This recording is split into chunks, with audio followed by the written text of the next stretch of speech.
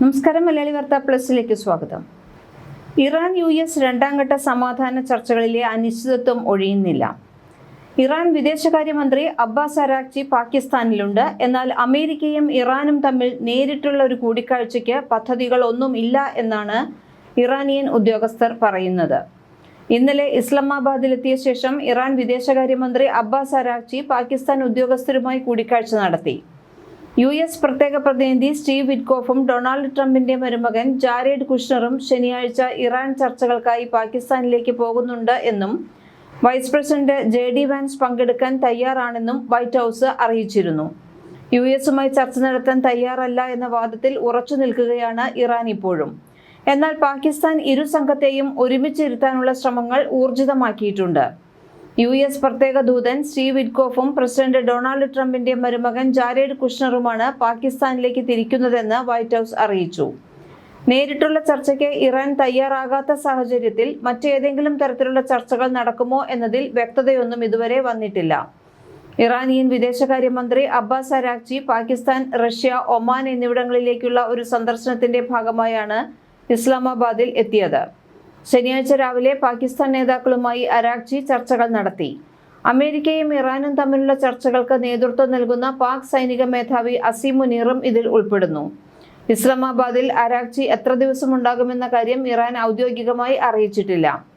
കഴിഞ്ഞ ചർച്ചകളിൽ American, Iranian പ്രതിനിധികളുടെ തലവന്മാരായിരുന്ന US vice president JD Vance, Iranian parliament speaker Mohammad Bagher Ghalibaf എന്നിവർ ഇത്തവണ ചിത്രത്തിൽ ഇല്ല എന്നത് ശ്രദ്ധേയമാണ്.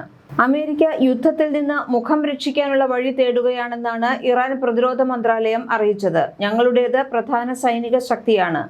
ശത്രുക്കൾ തങ്ങൾ കുടുങ്ങിയിരിക്കുന്ന യുദ്ധക്കെണിയിൽ നിന്ന് മുഖം രക്ഷിക്കാനുള്ള വഴി തേടുകയാണ്, ഇറാൻ മന്ത്രാലയ വക്താവ് പറഞ്ഞു. ഇതേസമയം നാവികോപരോധം പിൻവലിച്ചാൽ ഇറാൻ ചർച്ചയ്ക്ക് സന്നദ്ധമാകുമെന്ന സൂചനകളും ലഭിക്കുന്നുണ്ട്. ഇറാനിയൻ തുറമുഖങ്ങളിലെ നാവികോപരോധം US പിൻവലിക്കാതെ വാഷിംഗ്ടണുമായുള്ള ചർച്ചകൾ മുന്നോട്ട് കൊണ്ടുപോകാൻ കഴിയില്ലെന്ന് ഐക്യരാഷ്ട്രസഭയിലെ ഇറാൻ പ്രതിനിധി പറഞ്ഞു. ഇത് വെടിനിർത്തൽ കരാറിന്റെ ലംഘനമാണെന്ന് അദ്ദേഹം വിശേഷിപ്പിക്കുകയും ചെയ്തു.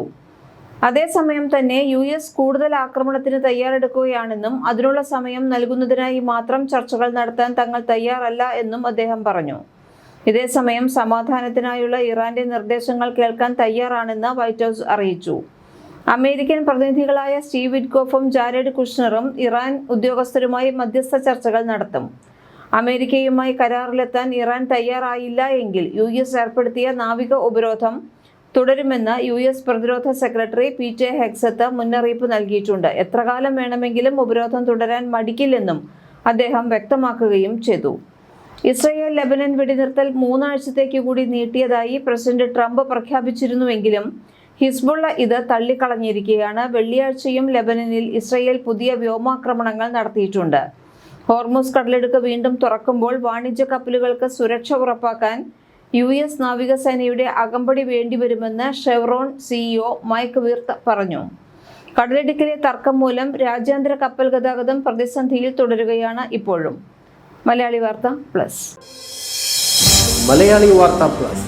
Like, share and subscribe.